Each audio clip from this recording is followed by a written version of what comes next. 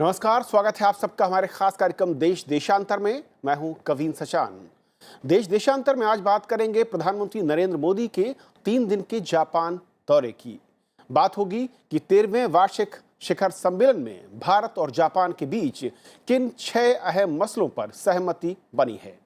दोनों देश मिलकर एशिया, अफ्रीका और दुनिया के नजरिए से किस दिशा में आगे बढ़ना चाहते हैं। दोनों ही देश क्या नए विकल्पों के साथ दुनिया के उन देशों के सामने आना चाहते हैं जो विकास के लिए टेक्नोलॉजी या फिर आर्थिक मोर्चे पर भारत या जापान पर निर्भरता रखते हैं।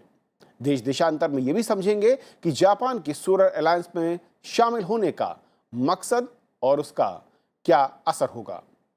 और इस चर्चा में हमारे साथ 3 बेहद खास मेहमान हैं जिनका मैं परिचय करा दूं। प्रोफेसर हर्ष वी पंत हैं, सामरिक मामलों के जानकार। हमारे साथ हैं मेजर जनरल अश्विनी कुमार सिवाच, रक्षा विशेषज्ञ हैं आप। और शशांक हमारे साथ हैं, पूर्व विदेश सचिव। और अमित श्रीवास्तव हमारे संवाददाता फोन लाइन पर हमारे साथ होंगे। हम चर्चा शुरू करें उससे पहले आइए सुनते हैं कि आज प्रधानमंत्री नरेंद्र मोदी ने जब भारत और जापान के बीच 13वें शिखर सम्मेलन के बाद सहमति पत्र पर दस्तखत हुए, उसके बाद क्या कहा। भारत और जापान के सहयोग के बिना 21वीं सदी एशिया की सदी नहीं हो सकती। आबे-सान और मैं हमारे विदेश और रक्षा मंत्रियों के बीच 2+2 डायलॉग के लिए सहमत हुए हैं। इसका उद्देश्य विश्व में शांति और स्थिरता को बढ़ावा देना है। एक्सेलेंसीज, जापान और भारत के संबंधों को हिंद और प्रशांत महासागरों से गहराई और विस्तार प्राप्त है। ये संबंध लोकतांत्रिक मूल्यों और स्वतंत्रताओं के प्रति और रूल ऑफ लॉ के प्रति साझा प्रतिबद्धता पर आधारित है। शुरुआत में करना चाहूँगा हर्ष आपसे, जिस तरीके से हमने जो ज्वाइंट स्टेटमेंट सुना, खासतौर पर प्रधानमंत्री मोदी साहब का जो नज़रिया और जापान के साथ बढ़ते रिश्ते और उसका वैश्विक परिवेश में असर या फिर निगाहें या नज़र क्या दिखता है। देखिए, ये एक ऐसा संबंध है जहाँ पर हमारी आपस में परेशानियाँ बहुत कम हैं और स्कोप बहुत ज़्यादा है। जैसा कि आबे साहब ने भी कहा कि वो काफ़ी समय से कहते आ रहे हैं कि ये भारत जापान संबंध ऐसे हैं जिसमें कि संभावनाएं बहुत हैं। और मुझे लगता है मोदी जी और आबे दोनों ने मिलकर इसको अपनी पर्सनल केमिस्ट्री से और ज़्यादा चमकाया है इस संबंध को। और कहीं पर जब आप जिस तरह की बॉडी लैंग्वेज थी, जिस तरह का स्टेटमेंट आया है, वो एक अपने आप में एक रिफ्लेक्शन है कि हमारे संबंध स्ट्रेटेजिक भी हैं और फिर और वैल्यूज़ बेस्ड भी हैं। तो उन्होंने जिक्र किया डेमोक्रेसी का, रूल ऑफ लॉ का, जिस पर काफ़ी आप उसको किसी भी तरह देख सकते हैं। आप उसको चीन के महत्व भी देख सकते हैं। आप उसको दोनों देश एक दूसरे के जिस तरह से प्रगाढ़ संबंध हो रहे हैं दोनों देशों के, भारत और जापान के, उसको भी आप बायलैटरल उसमें भी देख सकते हैं। लेकिन कहीं पर वो जो एक वैल्यूज़ का जो उन्होंने उदाहरण दिया, प्रधानमंत्री मोदी ने ये बात कही, उसको उन्होंने अंडरलाइन करके ये बात कहनी चाहिए कि इसमें हम सिर्फ इसको स्ट्रेटेजिक एंगल से नहीं देखना चाहिए, क्योंकि जो एक कंफर्ट लेवल है दोनों के बीच में, वो कहीं पर पर्सनल केमिस्ट्री और जो एक वैल्यूज़ बेस्ड अप्रोच है उसको भी दर्शाता है।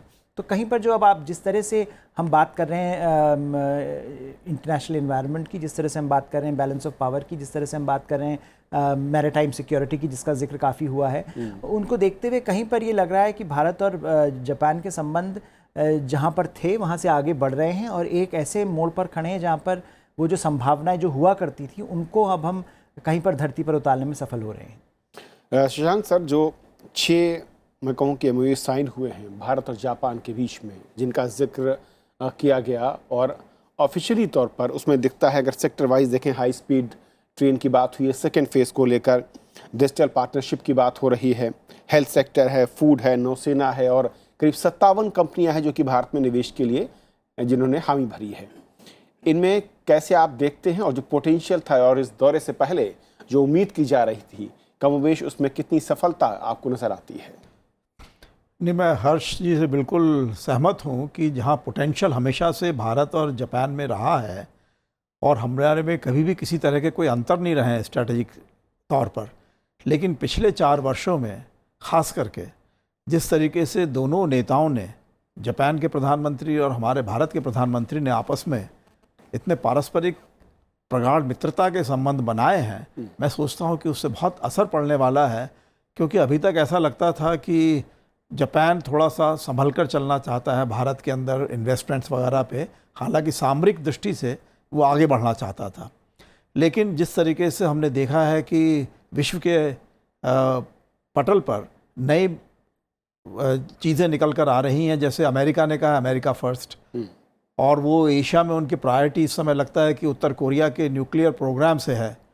तो उसमें जो है वो खाली चीन के ऊपर ही दबाव नहीं डाल रहे हैं, बल्कि जो उनके मित्र देश हैं, जापान है उनके अलाई है, भारत उनका नया मित्र देश है, उन पे भी वो दबाव पड़ रहा है कि उनके पर भी जो है तरह तरह की वीज़ा की रेस्ट्रिक्शंस लग रही हैं, उन पे भी जो है टैरिफ वगैरह का जो उन पे हथियार इस्तेमाल किया जा रहा है, और उनको भी कहा जा रहा है कि आप किसी और से अपने सामरिक संबंध नहीं बनाएंगे अमेरिका के बाद। तो ऐसे में बहुत आवश्यक है कि एशिया के मित्र देश मिलकर एक एशिया की भावना को अपने मित्र देश जैसे अमेरिका है या और उनको बता सकें कि एशिया में अगर आपको आगे बढ़ना है, इंडो पैसिफिक का अगर वो कॉन्सेप्ट को प्रैक्टिकल तौर से लाना है, तो मैं सोचता हूँ कि ये बहुत आवश्यक है। और हमने खास करके अभी हाल में देखा है कि जापान और चीन ने कई ऐसे संबंध आपस में बढ़ाए हैं कि ऐसा लगता है कि जापान जो है कहीं उसको डर लग रहा है कि ऐसा ना हो कि अमेरिका उनको पीछे छोड़ के चला जाए और कहीं रिश्ते आगे बढ़ते ना चले जाएं किसी और तरीके से। तो ऐसे में भारत और जापान के जो रिश्ते, ये 57 कंपनीज ने आने का प्रयास करने की बात करी है, मैं सोचता हूँ बहुत महत्वपूर्ण है। इनका जो है जिस तरीके से हमारा जो बायलैटरल ट्रेड है या इन्वेस्टमेंट है, मैं कहता हूँ कि अभी बहुत कम पहुँचा है और बहुत आवश्यकता है कि इसको हम अगर चीन के स्तर पर नहीं पहुँचा सकते हैं तो कम से कम उस दिशा के करीब करीब पहुँचाने का प्रयास करें, क्योंकि हमारा स्ट्रैटेजिक डिफरेंसेस नहीं है पूरे, बल्कि पार्टनरशिप इतनी ज़बरदस्त है कि इंडो पैसिफिक पे। और अब उन्होंने बात ये भी करी है कि जो हमारे बायलैटरल एग्रीमेंट्स हैं या हमारे थर्ड कंट्री में अलग अलग प्रोजेक्ट्स हैं जापान की या इंडिया की, उनको हम साथ में मिला के चलते हैं, उनको इंडो जापानीज प्रोजेक्ट्स बनाते हैं। बांग्लादेश का जिक्र किया गया है, लेकिन इसके अलावा और भी जगहों पर इंडो पैसिफिक रीजन में मेरे ख्याल से ये भावनाएं जो है काफ़ी प्रगाढ़ होती जा रही हैं कि इनको आगे बढ़कर चलना चाहिए। जनरल अश्विनिया, मैं आपको आऊँगा और समझूंगा कि सामरिक नज़रिए से क्या कुछ अहम समझौते हैं या फिर जो एक साथ आगे बढ़ने की बात हुई, लेकिन उससे पहले रुक करूँगा टोक्यो, जहाँ पर हमारे सहयोगी इस वक्त अमित श्रीवास्तव फोनलाइन पर हैं। अमित, जो डिक्लेरेशन हुए हैं उसमें कमोबेश वो तमाम बातें हैं जिनकी उम्मीद की जा रही थी, लेकिन जो संबोधन है दोनों ही प्रधानमंत्रियों की ओर से, उसमें साफ तौर पर जो दिशा दिख रही है वो बेहद महत्वपूर्ण है। 21वीं सदी की बात हो रही है और एशिया में अगर बड़े पिक्चर पर उतरने की बात है तो वहां पर साफ तौर पर मोदी साहब ने कहा कि भारत और जापान अगर मिलते हैं तो एक नई पिक्चर, यहां पर नई तस्वीर दिख सकती है। कैसे आप रीड करते हैं लाइंस को, और वहां पर जो तमाम डेलीगेशंस गए हैं और तमाम जो बैठकें हुई हैं, क्या पूरा रिजल्ट देखते हैं? कविंद्र, यहाँ पे जो पूरा माहौल था वो बहुत ही दोस्ताना माहौल था। और मुझे लगा कि जापान के दोनों भारत और जापान के दोनों नेताओं ही नहीं, आपस में जो पीपल टू पीपल कम्युनिकेशन था वो भी अब एक नए लेवल पे पहुंचा है। और जहां तक ये इस एक नई दोस्ती जो पहले से चली आ रही थी उसको दूसरे चरण पे ले जाया गया है। और इसको ले जाने के लिए इसका एक मकसद दिखाई दे रहा है, क्योंकि भारत को अब पहले से कहीं ज्यादा गंभीरता से लिया जा रहा है। उसको एक विश्व शक्ति के रूप में अब नई पहचान मिल रही है, और जापान भी ये पहचान उसकी स्वीकार कर रहा है। और वो चाहता है कि भारत उसके साथ रहे। जब विश्व राजनीति की बात आती है तो वो भारत को अपने पाले में चाहता है। और ये सारी चीजें पर्कुलेट कर रही थी यहाँ पे संबंधों में, और ये संबंध जो दिख रहे थे वो सारे दोस्ताना थे। और आपने देखा कि आपने जैसा अभी कहा कि व्यापार में करीब 2.4 बिलियन डॉलर्स का यहाँ पे समझौते हुए हैं, और 2.5 बिलियन डॉलर्स के यहाँ पे 57 जी अमित, जैसे कि बता रहे थे आप कि अहम है वैश्विक तौर पर और आर्थिक तौर पर जो निवेश की बात है, क्योंकि जापान जिस तेज़ी के साथ निवेश की बात करें, लगातार कंपनी यहाँ पर हैं, बढ़ता जा रहा है। लेकिन सामरिक नजरिए से अगर कहें, काफी उम्मीदें थी कई सारे समझौतों की, और जो दो अहम बातें निकल रही हैं, एक तो नौसेना को लेकर जो कहा जा रहा है सहयोग की बात है, और उसके अलावा कुछ और स्पेस साइबर को लेकर भी बात एग्रीमेंट हुआ है। इसे कैसे देखते हैं और क्या इसके नतीजे या फिर आयाम हैं? देखो, एक बात बहुत साफ सुथरी आ रही है कि जो भारत और जापान के रिलेशन हैं उनके अंदर बहुत स्कोप है। जैसे आप जानते हैं कि जो सबसे पहले 1957 के अंदर प्राइम मिनिस्टर आए थे वो शिंजो आबे के फादर ही थे जब नेहरू के टाइम में। तो अब जब से मोदी गवर्नमेंट आई है रिलेशन बढ़ते चले गए, और अब जो ये मीटिंग हुई है इसमें दिखा है कि इनकी दोनों की केमिस्ट्री बड़ी अच्छी है, और बहुत ही कुछ जो चीज़ें आई हैं बड़ी अच्छी लगती हैं कि भारत और जापान के बीच में सारी सिमिलैरिटी हैं, कोई भी ऐसी चीज नहीं है जिसमें मतभेद है। तो ये जो चीजें हुई हैं, जैसे आपको पता है लॉजिस्टिक एंड मेंटेनेंस एक एग्रीमेंट है ACS से, वो बिल्कुल वैसा ही हुआ है जैसा कि इंडिया और अमेरिका के बीच में हुआ। इसका मतलब हमारी नेवी और जापान की नेवी आपस के अंदर आपकी जो फैसिलिटी है, पोर्ट फैसिलिटी, वो इस्तेमाल कर सकती हैं जिस प्रकार से आपकी या रिफुलिंग है या मेंटेनेंस है। ये एक बहुत बड़ी बात है, इसको नजरिए से देखो कि आगे हम इसको मिलिट्री इस्तेमाल भी कर सकते हैं। दूसरी बात जो एक बहुत बड़ी बात आई है कि अभी इंडो पैसिफिक रीजन के अंदर जो कोऑपरेशन हो रही है भारत और जापान की क्वाड के साथ, जो दूसरे भी हैं ऑस्ट्रेलिया और US, ज्यादातर उसके अंदर जापान और भारत की बात की जाती है कि भाई ये समझौते से जो कि आज चीन जो एक मिलिट्री असर्टिवनेस दिखा रहा है और रीजनल में सुपेरिटी दिखा रहा है, उसको काउंटर करने के लिए हमारा और जापान का मिलना बहुत जरूरी है। और ये एक बड़ी अच्छी बात है कि हम मिल गए हैं, क्योंकि 2007 से ये क्वाड स्टार्ट हुआ था, मगर ये ठंडा पड़ गया क्योंकि हमारी गवर्नमेंट में शायद थोड़ा सा फर्क लगा कि हम चाइना के अगेंस्ट नहीं जा सकते, तो ये 2017 में हुआ। अब ये क्वाड बहुत आगे बढ़ गया। एक और बहुत चीज अच्छी हुई है कि हमारी पहली बार मिलिट्री एक्सरसाइज होने वाली है, जो कि जमीन पे मिलिट्री एक्सरसाइज अगले महीने होगी बड़े लार्ज स्केल पे हमारी और जापान के बीच में, जो कि हमारे नॉर्थ ईस्ट में मिजोरम में होगी, counter insurgency and jungle warfare school. तो ये भी एक नई चीज है जो ये स्टार्ट हो रही है। इसके बाद आपको ये भी देखना पड़ेगा कि हमने कुछ एक चीजों में और दिखाया है इंटरेस्ट जापान। देखो, जापान जो है टेक्नोलॉजी में इसका कोई मुकाबला नहीं, ये मिलिट्री हार्डवेयर भी जहां टेक्नोलॉजी की बात आती है बहुत अच्छे हैं। तो एक सबमरीन के बारे में हमने इंटरेस्ट दिखाया, जिसके बारे में इनकी बातचीत हुई है, शायद इन्होंने और बताया नहीं, अंडर जो डिप्लोमेसी है उसमें चला है कि सबमरीन जो इनकी स्टेट ऑफ आर्ट है। इसी प्रकार एम्फीबियन एयरक्राफ्ट है, उस पर भी हमने इंटरेस्ट दिखाया है। उसके बाद जो बाकी हार्डवेयर हैं और मिलिट्री इक्विपमेंट हैं, इनके इक्विपमेंट बाकियों से बहुत ज़्यादा अच्छे हैं। तो इसलिए भारत और जापान के बीच के अंदर अगर मान लो संबंध इंप्रूव होते हैं तो हमें बहुत अच्छा है। एक आप जैसे रेल प्रोजेक्ट की बता रहे थे कि क्या हुआ है कि जो रेल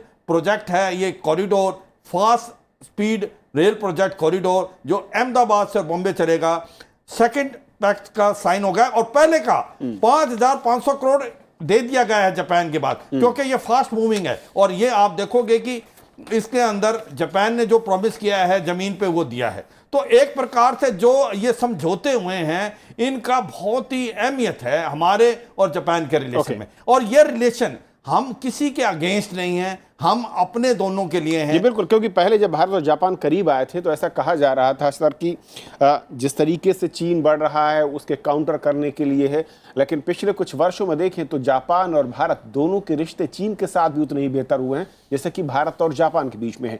लेकिन जो बात कही आज मोदी साहब ने कि जो 2+2 विदेश और रक्षा को लेकर एग्रीमेंट हुआ है दोनों देशों के बीच में विदेश मंत्रियों की बैठकों को लेकर, इसे आप कैसे देखते हैं और ये किस दिशा में और कहां पर इसका लक्ष्य दिखता है? देखिए, जापान की बहुत ही डिफेंसिव रक्षा नीति रही है और आबे साहब उसको बदलने में लगे हुए हैं।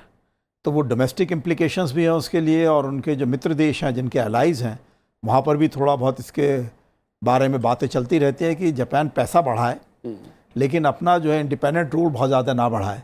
तो ऐसे में अगर वो भारत के साथ में मिलकर 2+2 का डायलॉग शुरू करते हैं तो मैं सोचता हूँ कि ये जो है इंडो पैसिफिक के लिए और एशिया के लिए बहुत बड़ी ये एक नई पहल है। और मैं कहूँगा कि जिस तरीके से जो अभी जनरल साहब ने कहा है कि यहाँ पर एक नई मिलिट्री एक्सरसाइजेज भी होने वाली है नॉर्थ ईस्ट में, तो नॉर्थ ईस्ट का इलाका ऐसा है जो कि जापान ने हमेशा से भारत के एशिया के संबंधों के बारे में बहुत महत्वपूर्ण माना है। 1944 में बल्कि वहाँ पर जो है भारत का, आज़ाद भारत का झंडा भी फहराने की पहल की गई थी।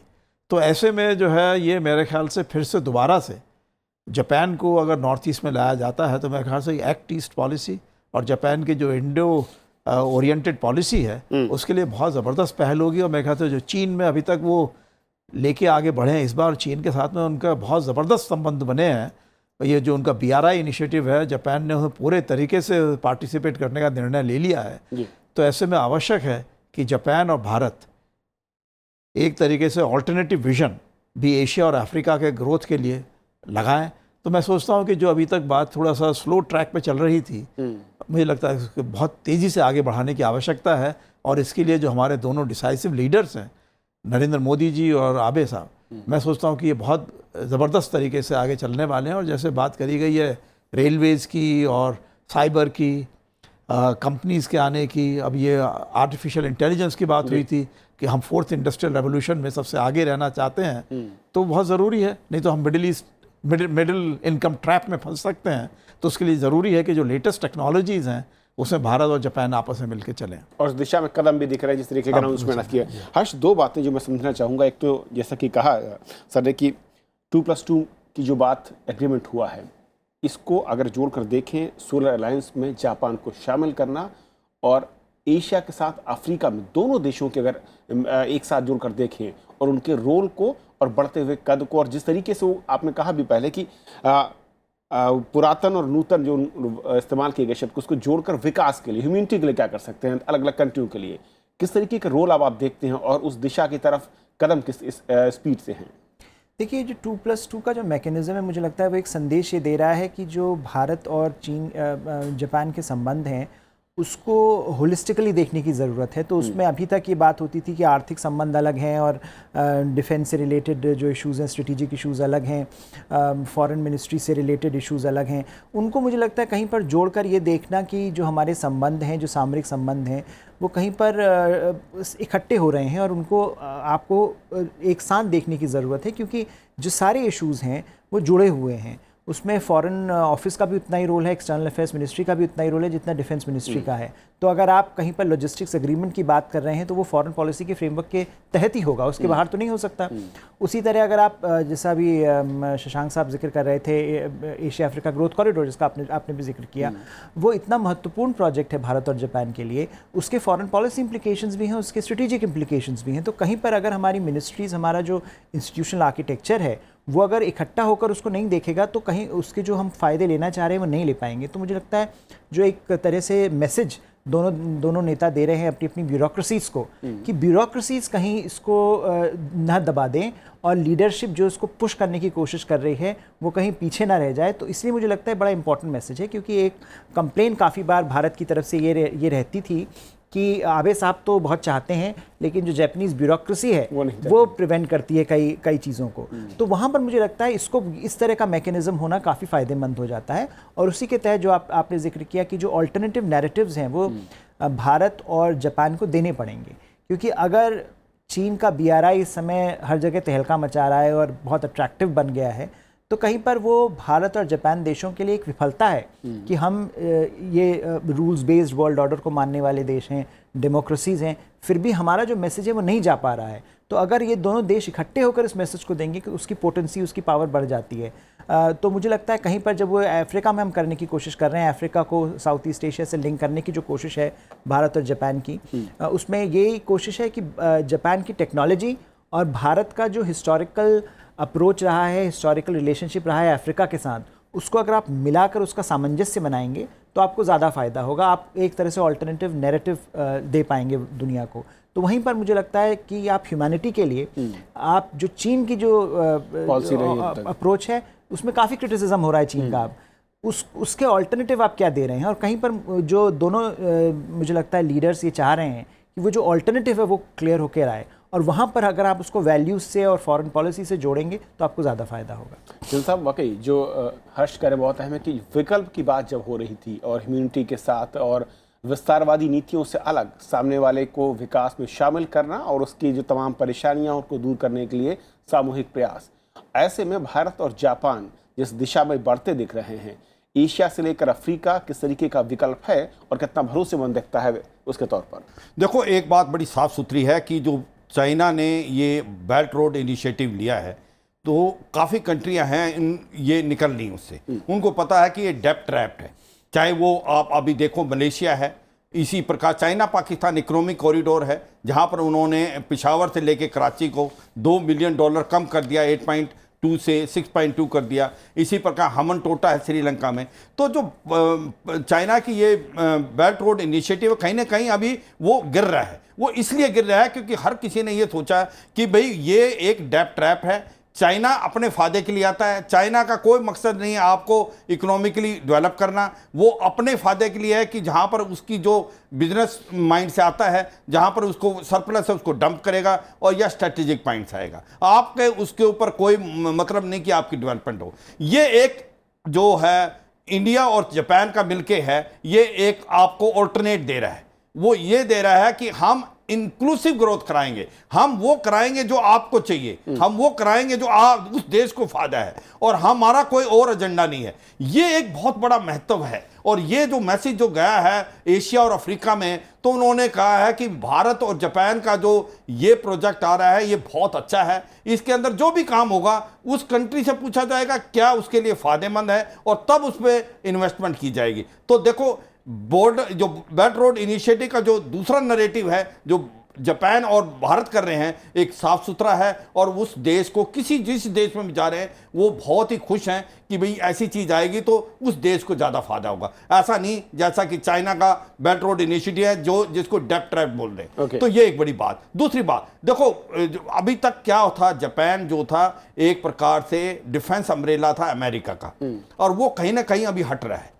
तब तक जापान के पास कोई मिलिट्री जो टेक्नोलॉजी थी मगर उसका इस्तेमाल नहीं कर रहा था। इसी प्रकार से उसका हमारा और जापान के बीच में बहुत कम संबंध थे मिलिट्री पॉइंट ऑफ व्यू से, मगर कहीं ना कहीं अभी ये बात बदल रही है। जैसे आपको मैंने बताया, सबमरीन्स हुए, एम्फीबियन एयरक्राफ्ट हुए, उसके बाद आपको और मिलिट्री टेक्नोलॉजी जापान देने को तैयार है जो कि दूसरे यूरोपियन कंट्री नहीं देने को तैयार है। तो ये भी एक बदलाव आया है, और एक बड़ा बदलाव आया है ये नॉर्थ कोरिया के न्यूक्लियर होने से। अभी क्या हो रहा है कि नॉर्थ कोरिया, जब आपको पता है कि न्यूक्लियर होने के थे, तो जापान एक थ्रेटन फील कर रहा था और ये सोच रहा था कि किसी प्रकार से इसके ऊपर कैप किया जाए और अमेरिका उसको सपोर्ट करे। कहीं उसको ऐसा लग रहा था ऐसा ना हो अमेरिका साउथ कोरिया से चला जाए और जापान अकेला रह जाए। तो जापान धीरे धीरे अपनी मिलिट्री को स्ट्रॉन्ग करता जा रहा है और उसको सपोर्ट चाहिए। ये 2 और 2+2 का क्या मतलब, जो आपके एक्सटर्नल अफेयर और डिफेंस, तो कहीं ना कहीं महत्व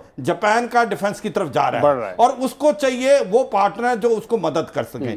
दो कहीं पर है जहां पर चाइना के साथ, जैसे अभी शिंजो आबे अभी मिलके आए हैं, चाइना की विजिट की है, चाइना की विजिट शी जिनपिंग से मिले हैं प्रेसिडेंट से। उन्होंने ये बताया है कि भाई आपके और हमारे रिलेशन में जो अभी तक कन्फ्रंटेशन थी उसको कोऑपरेशन में बदलो। मगर जहां पर चाइना के साथ इंडो पैसिफिक रीजन है या साउथ चाइना सी है, वहां पर उनके संबंध ठीक नहीं, वहां पर उसको इंडिया की हेल्प चाहिए, वो इंडिया से ले। जहां ट्रेड का मामला आता है, जहां पर अमेरिका प्रेशर डाल रहा है, वहां पर इंडिया, चाइना और जापान मिल सकते हैं। तो ये इस प्रकार से आगे जहां पर भी इंडिया और जापान का कोलैबोरेशन है, ये विन विन सिचुएशन है।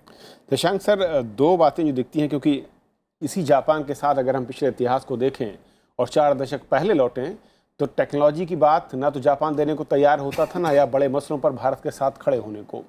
रिश्तों में बदलाव ये है कि 2014 से 18 के बीच में दोनों ही प्रधानमंत्रियों के बीच में अलग अलग फोरम पर 12 बार मुलाकात हो चुकी है। ये किस तरीके का एक टर्न दिखता है रिलेशन में, और जो बात शिवाज साहब कह रहे थे, सामरिक नजरिए से भारत को किस तरीके का भरोसेमंद पार्टनर जापान देखता है और किन किन क्षेत्रों में, किन किन मोड़ पर उसको लगता है कि भारत एक की रोल अदा कर सकता है जिसके चलते उसका भरोसा बढ़ा है। देखिए, जापान जो है एक अलाइड पार्टनर है अमेरिका से, जो कि इस समय एक हाइपर पावर बन चुका था और अब धीरे धीरे वो अपने शेल में जाने की कोशिश कर रहा है। तो अमेरिका का नज़रिया एशिया की तरफ और भारत की तरफ या तो अमेरिका के दृष्टिकोण से देखते रहे हैं या यूरोप के दृष्टिकोण से, क्योंकि नेटो अलायंस जो है उनके वो लिंचपिन था उनका वर्ल्ड व्यू के लिए। अब जब से इंडो पैसिफिक की बात चली है और एशिया में उन्होंने, जैसे उनके पुराने राष्ट्रपति थे, उन्होंने एशियन पिवट की बात की, और उत्तर कोरिया ने उनको पूरे एक तरीके से चेतावनी दे दी है कि वाशिंगटन तक पे हमला कर सकते हैं परमाणु युद्ध के लिए। तो मेरे ख्याल से अमेरिका को अब लगने लगा है कि एशिया के दो जो मित्र देश हैं और ख़ासकर एलाइज हैं, उनकी बात भी उनको सुननी चाहिए। तो भारत के लिए आवश्यक हो गया है कि अगर अमेरिका जो अपना एशिया के बारे में विचार रखता है तो उसमें भारत के विचारों को ज़्यादा महत्व मिलेगा अगर जापान जैसे उनके एलाइज जो हैं भारत से पूरी तरह से वो इत्तेफाक रखते हैं। कई बार ये माना जाता है कि ऑस्ट्रेलिया जो है अमेरिका के ज़्यादा दबाव में आकर कई बार चीन के साथ में उनके रिश्ते बिगड़ जाते हैं, लेकिन ये जापान नहीं कर सकता है क्योंकि जापान बिल्कुल चीन के नज़दीक है और उनके बड़े कॉम्प्लिकेटेड हिस्टोरिकल रिलेशंस ऐसे रहे हैं कि जहाँ पर चीन और जापान ना तो बिल्कुल अलग हो सकते हैं और ना ही बिल्कुल एक तरीके से स्ट्रेटेजिक पार्टनर बन सकते हैं। तो ऐसे में भारत को जो है एक मौका मिलता है कि वो एक तरीके से एशिया के मुल्कों में अच्छे रिश्ते बनाने की कोशिश करे, लेकिन साथ ही साथ ये भी कोशिश करे कि चीन जो है ये अपना हावी होने का प्रयास ना करे। और मेरे ख्याल से ये बहुत बड़ी बात है कि जापान और भारत ऐसे मौके पे मिल रहे हैं कि जैसे जैसे अभी चीन में उनका विज़िट हुआ है और मोदी साहब भी जो है बात करते हैं हमेशा वुहान स्पिरिट की, सोची स्पिरिट की, तो ऐसा लगता है कि यूरेशिया में ये नए ताकत निकल कर आ रही हैं जो किसी ज़माने में उन्होंने यूरोप से और अमेरिका से सीखा था इंडस्ट्रियलाइजेशन के लिए और अपने डेमोक्रेटिक वैल्यूज़ के लिए। अब वो एक एशियन वैल्यूज़ को लेकर आना चाहते हैं। और जैसे देश जैसे अफ़गानिस्तान है, अफ़गानिस्तान में देखिए ना तो रूस को कोई हल मिल पाया, अब अमेरिका को कोई हल नहीं मिल पा रहा है, वो उनको समझ में नहीं आ रहा है कि तालिबान से बात करें या ना करें, या पाकिस्तान को बार बार कहते हैं झूठ बोल रहा है, हमको धोखा दे रहा है, लेकिन फिर कोई उनके पास और विकल्प नहीं रहता है। तो अब भारत जो है जापान के साथ में मिलकर और देशों के साथ में मिलकर एक नया विकल्प देने का प्रयास कर रहा है। तो छोटी सी ओपनिंग हुई है, लेकिन मैं सोचता हूँ कि ये जिस तरीके से हमारे 2+2 का डायलॉग और स्ट्रैटेजिक रिलेशनशिप आगे बढ़ेगा, हमारा एशिया के और मुल्कों को स्टेबलाइज करने के लिए, स्ट्रेंथन करने के लिए हमारे दोनों के रिश्ते आगे बढ़ेंगे। तो मैं सोचता हूँ कि ये जो नए नए एग्रीमेंट्स हो रहे हैं इस बार, तो वो हमको जो है एक नई दिशा में एशिया को जो ये 21st सेंचुरी की बात बनती है उस दिशा में ले जाने का करेंगे। और जो और देश हैं वो ऐसा नहीं समझेंगे कि उनके लिए कोई नीचा करा जा रहा है, उनके लिए भी कुछ इसमें फ़ायदा है इनके साथ में दोस्ती करने का। हर्ष, एक आखिरी कमेंट मैं आपका चाहूँगा, क्योंकि जब सोलर अलायंस में शामिल करने की बात कही, क्या जापान के पास जिस तरीके की टेक्नोलॉजी है और एक्सपर्टाइज में कहूँ, सोलर अलायंस में एक ऐसे देश की ज़रूरत थी जिसके पास हाई टेक्नोलॉजी हो, जिसमें एक बड़ा निवेश कर सकता हो और एक बड़ा रोल कर सकता हो, वो जापान फुलफिल करता है? बिल्कुल, मुझे लगता है जापान एक बड़ा नेचुरल पार्टनर है इस एंडेवर में। और भारत के लिए काफ़ी समय से जब से सोलर अलायंस की बात हुई है उसमें जापान ने तरह तरह से अपना इंटरेस्ट दिखाया है। तो मुझे लगता है उसका एक फुलफिलमेंट हो गया कि आप फाइनली उस स्टेज पर पहुंच गए जहां पर उन्होंने एंटर किया। तो कहीं पर जो एनर्जी रेवोल्यूशन की बात हम कर रहे हैं उसमें जापान ऑलरेडी बहुत आगे है। और उसमें अगर वो इस तरह की टेक्नोलॉजी को ज़्यादा डाइवर्सिफाई करता है और खासकर भारत के साथ एक कोऑपरेशन की जो रिलेशनशिप है उसको आगे लेकर जाता है, तो मुझे लगता है उससे भारत को ही नहीं फ़ायदा होगा बल्कि जो सारी अलायंस है उसको, और दुनिया भर में जो क्लाइमेट चेंज की हम बात कर रहे हैं, जो समस्या को हम बात कर रहे हैं, उसको एक अच्छा हल निकल के आने की संभावना ज़्यादा बढ़ जाती है। बिल्कुल, बहुत बहुत शुक्रिया आप तीनों मेहमानों का हमारे साथ इस चर्चा में शामिल होने के लिए और ये समझाने के लिए कि प्रधानमंत्री मोदी की जापान यात्रा कितनी महत्वपूर्ण थी, मकसद क्या था, दोनों देशों की दोस्ती दुनिया के लिए क्या संदेश दे रही है और दोनों किस रास्ते पर आगे बढ़ते हुए एशिया और अफ्रीका के लिए कितनी महत्वपूर्ण भूमिका को अदा कर सकते हैं। फिलहाल हमारे इस खास कार्यक्रम में आज इतना ही। नमस्कार।